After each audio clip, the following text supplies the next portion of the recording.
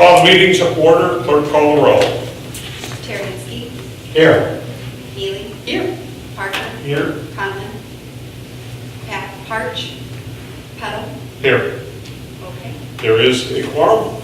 Call for public participation, seeing none. Approval of the minutes. So moved. Second. Any additions or corrections to the minutes?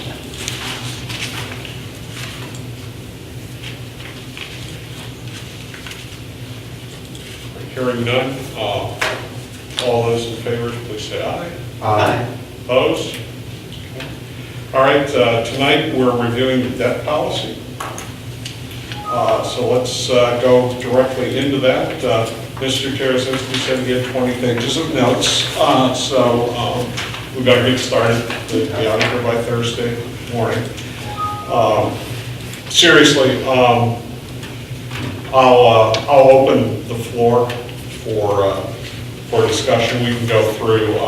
Why don't we go through in order that it's presented? So, open up the floor.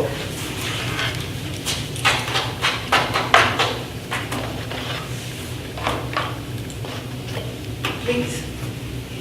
Well, my comments are, I really don't have a lot of comments about any changes and so forth.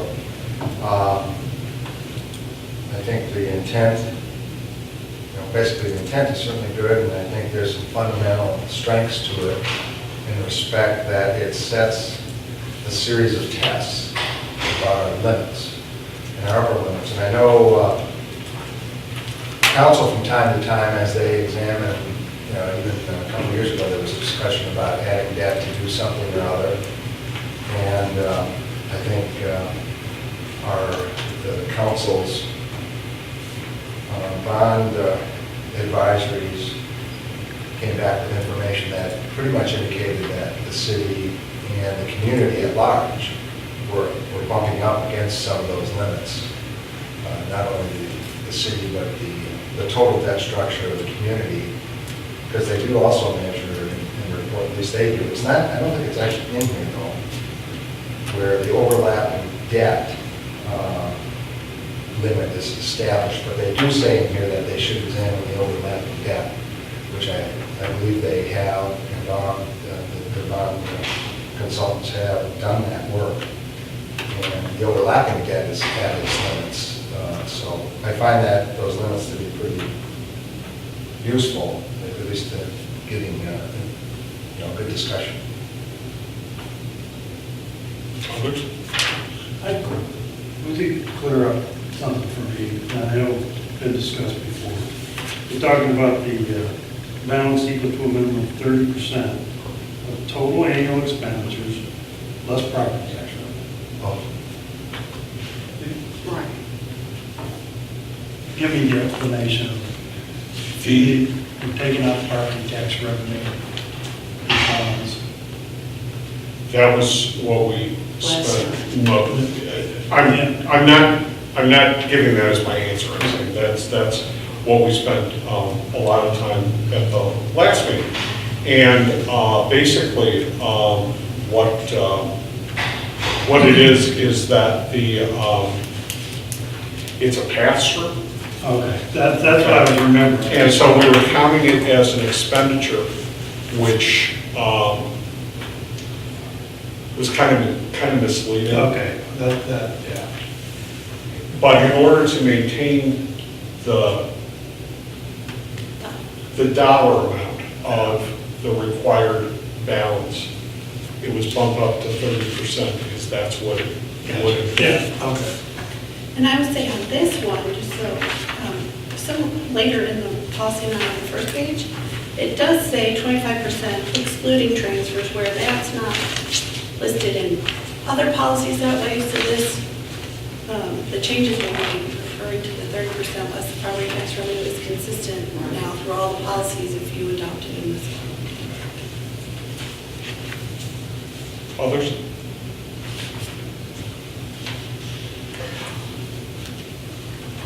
Okay. Did you have other comments now?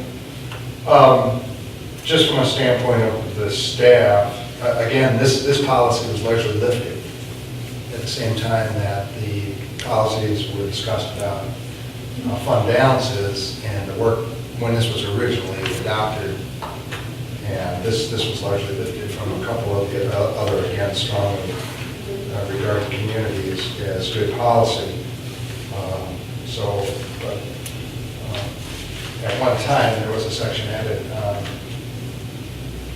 the short-term line of credit, which early on, there was a need, but, it does call for city council approval, so I'm fine with just leaving it the way it is. It shouldn't be necessary.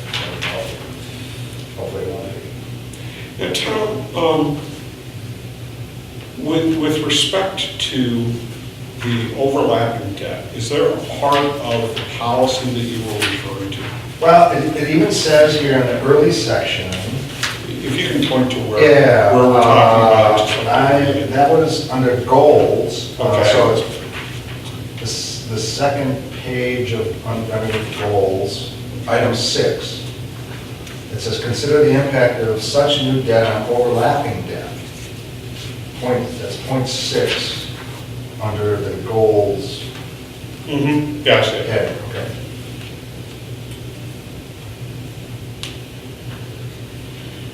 And I don't think it references it again. Overlapping debt would include the school district, Right. same taxpayers, the sanitary district, because I think the sanitary district just went into some substantial debt. What was that, 50? Yeah. Yeah. So I don't know if you guys had that as a policy item when you examined that, because that was after the city had been warned about even short-term debt not impacting their rating and the interest costs. I don't know if that happened at the Yeah, same but time. let's make sure that we understand the pieces of what was said, because I don't, I want to be honest and transparent, okay? The city does not have a legal debt limit. Right. Okay, so Understand. And, I think that number 6 here is, important. You always have to consider that impact Right. in total. What I think as a matter of, if not policy practice, I think it's important that we meaning the city, the community, reiterate that it's not only the city's job to be, and I'm not saying this in a defensive way. Right. It's not only the city's job to be responsible with respect to its borrowing and with respect to taxpayer dollars. So we don't let everybody else borrow up to their limit, and then the city just takes the crumbs that are left over, rather than making its decisions about projects and the best way to finance them from the perspective of what is truly the best way to do that. Yes, you need to consider the overlapping debt. Yes, we need to be aware of the overall burden on the local taxpayers. But we also need to make sure that that's not the only consideration that's made. The overlapping debt will be updated in the CAFR, which we're in the final stages of putting together.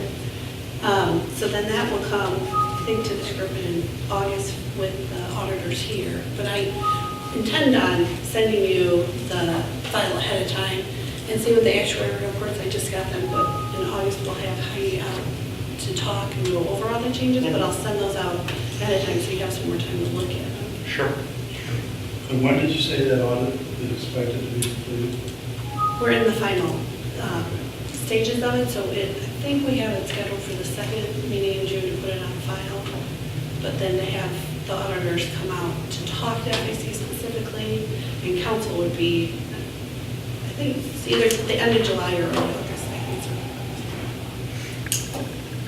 Is it, curiosity, is it normally taken 6 months for the audit? Everywhere I've been, it's always taken 6 months, just because you have all your reconciling entries. And that's- conversions. But here, it seemed to take longer. Yeah, this- Some of In the that- past, it did. I know regularly, you had a 6:30 close, June 30. Right. Right? And the audit presentation was done in November. Yeah, So, and that was complete, and it was done before the levy. yeah, that's what I would have recalled. I mean, we're in okay shape with respect to the levy because of the new fiscal year, but you would like that CAFR to be out on more time absolutely. basis than, yeah, because once the audit's done, what's your lead time for the CAFR? They've been kind of assembling it as we go, so, Well, there's a- when their expected date to have it completed. Draft will probably be this week, Yeah. but yeah, and we have comments back to them and the MDNA, transmit a letter. So we're just about- Yeah, it's gonna be probably on the June agenda. Okay, so I want to make sure that I understand this, and I think it's important for the citizens to understand this too. There are portions of the CAFR that are done by staff, correct? Correct. Okay, all right. So you're only referring to the portions that would be done by the audit? So we provide a lot of the data, and then the auditors will send, put the final document together. And you do the MD&A, right? Correct. Okay, all right, okay. So are we talking then, Bob or Molly, then, when they've signed off on the audit or whatever, are we only talking maybe a month before CAFR is available? At least in electronic form? Oh, right, yeah, and then I can send it to you guys ahead of time. No, I mean, I would hope that next fiscal year, every year can be different, but I would hope that the next fiscal year, we're drop dead done, certainly no later than July 1, but I would hope that we're. Next year might be tricky just with the software conversion, it might take a little bit longer. Fair enough. The following year, yes, that would be the Fair- goal. fair of enough. Everything. But, that's a mitigating More factor, efficient. so, Yeah, I was just trying to think, we got the auditors coming out on Monday for a pre-audit visit, or April 30th, and I think we got ours sent to district. sure, no, I understand. End of September, October, so that. Yeah, so. 4 to 5 months. Yeah. I will say the auditors give Bob heavy praise for having stuff ready ahead of time, and it's been a very smooth audit, so he's done well keeping it on track. Good going. Yep. No, that's good. Now, I assume anytime there's, how long have you had this auditors?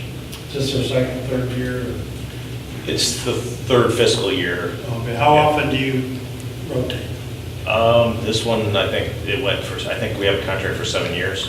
Oh. So then we would look at going out RFP at that point in time. Because we were trying to make that decision, it was time to change, this is the fourth year. This one was a little bit different because they handled the half year too. Yes. Yeah, so they'll have done one extra audit because they would have done 2 in the first 18 months. But 7 does not seem unreasonable in that kind of framework. Anything longer, I think I'd be concerned about. Anything less than 5 is just not I've seen really 4 working. to Yeah, 7. yeah. Is the window. Well, they were, I'm kind of digressing here, but the board was wondering if it was time to change. And I fought it a little bit only because it's going to be more expensive, it's going to take longer that first year.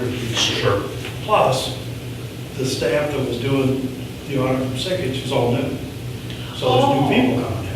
So Okay. it's not like you're Same dealing with the old same people. people and getting too comfortable with the audit. Yeah, well, that, we don't need to discuss that here. I mean, there's a lot of different Yeah. considerations and, those, you need to be aware of the implications of that.